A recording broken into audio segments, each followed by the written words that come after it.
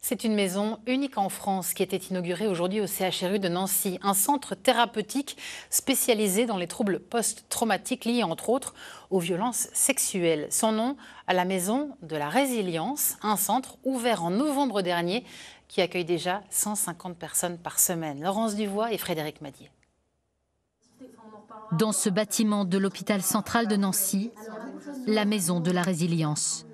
Un lieu à part, unique en France, où chacun vient pour réapprendre à mieux vivre après un traumatisme sévère. Cette jeune femme de 25 ans y est suivie depuis 3 mois. En tant que femme, j'ai déjà vécu plusieurs agressions de type sexuel. Donc là-dessus, ça handicape énormément ma vie, que ce soit sentimentale, relationnelle. J'ai toujours un peu peur de mes proches, de mon entourage, que ce soit surtout au niveau des hommes.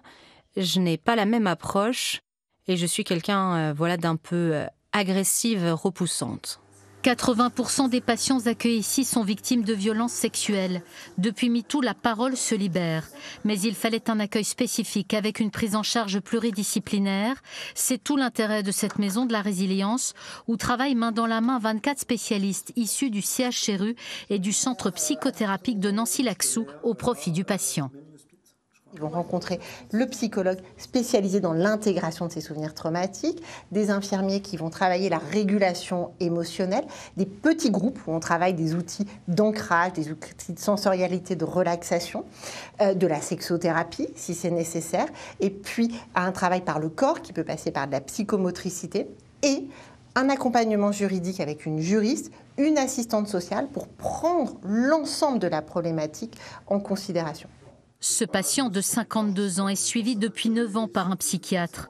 Depuis qu'il a poussé les portes de cette maison de la résilience, ses traumatismes sont en bonne voie de guérison. C'est un suivi plus régulier déjà. Je me sens revivre. Renaissance, c'est toujours ce mot qui est là. Et puis reprendre confiance en moi. 450 personnes sont suivies ici dans cette maison de la résilience, dont la prise en charge est totalement gratuite.